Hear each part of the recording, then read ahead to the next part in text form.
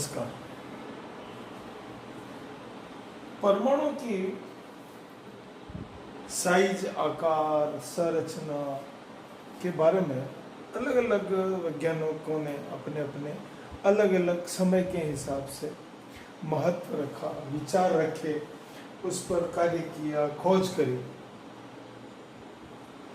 परमाणु या एटम क्या होता है, किस प्रकार बना होता है, छोटे छोटे कणों में बांटते हैं, बंटने पर उनके सभी कणों में गुण समान होता है और उन कणों के बाद भी जब आगे और एनालिसिस हुआ तो और भी अवयवों के बारे में जानकारी हुई।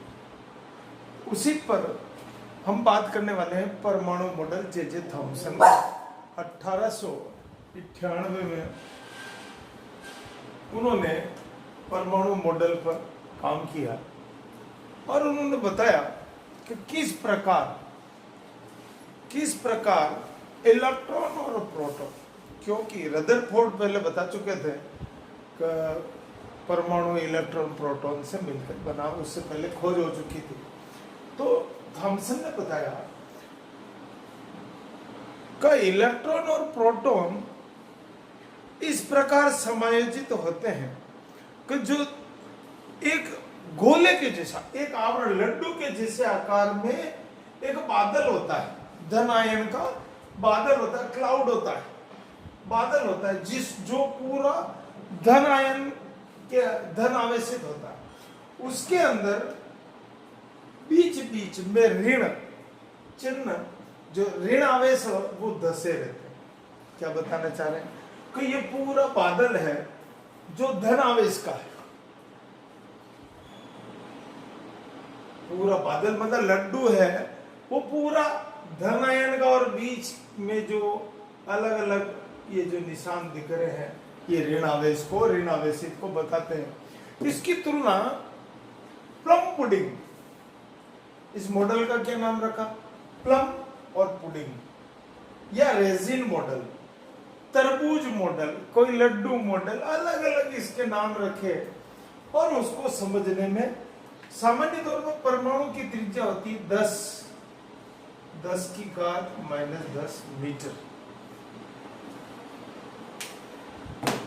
इसमें धन आवेश समान रूप से वितरित होता है और इसमें इलेक्ट्रॉन स्थित रहते हैं।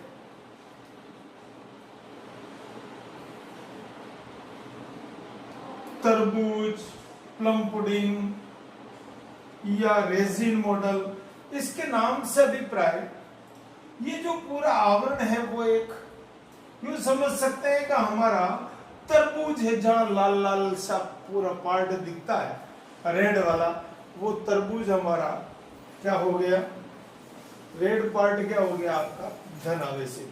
उसके अंदर अलग अलग अलग अलग अलग बीज जो होते हैं, जो बीज होते हैं वो होते हैं ऋण आयन। फिर प्लम, यूं समझ सकते हैं कि ये जो बादल है, एक मिठाई होती है प्लम पुडिंग, तो वो तो हो गया प्लम, ये पुडिंग की तरह काम करता है और इसके अंदर जो ऋण आवेश है वो इसके प्लम के बीज की तरह काम करता है। परमाणु, इस पर क्या निष्कर्ष निकला, परमाणु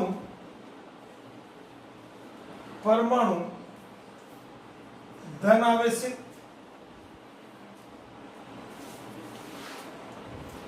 गोले का बना है, गोले का बादल है जिसमें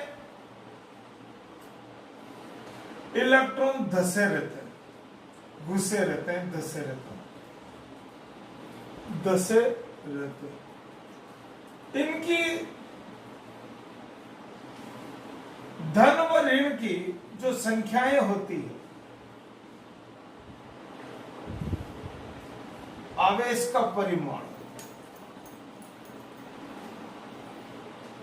समान होता है। इसका मतलब धन और ऋण की जो मात्रा है बराबर होती है। परमाणु उदासीन होता है। क्या कहना चाह रहा है, परमाणु उदासीन होता है। परमाणु क्या होता है, उदासीन होता है। अब विद्युत उदासीन होने के बाद इस मॉडल में सार्थकता यहां तक सिद्ध हो गई, इलेक्ट्रॉन प्रोटॉन पर बात हो गई, धन का मतलब प्रोटॉन हो गया, ऋण का मतलब इलेक्ट्रॉन हो गया, और परमाणु उदासीन का मतलब धन और ऋण दोनों समान हो गए। लेकिन विद्युत उदासीन होने के साथ तो अन्य जो व्याख्याएं हैं इस मॉडल पर लागू नहीं हुई, इसलिए ये मॉडल सिर्फ उदासीनता के लेते हुए धीरे धीरे एक अपने अलग स्थान बना लिया और नए खोज हुए। मैं चाहूंगा इस मॉडल को आप समझें, सीखें। बहुत बहुत धन्यवाद।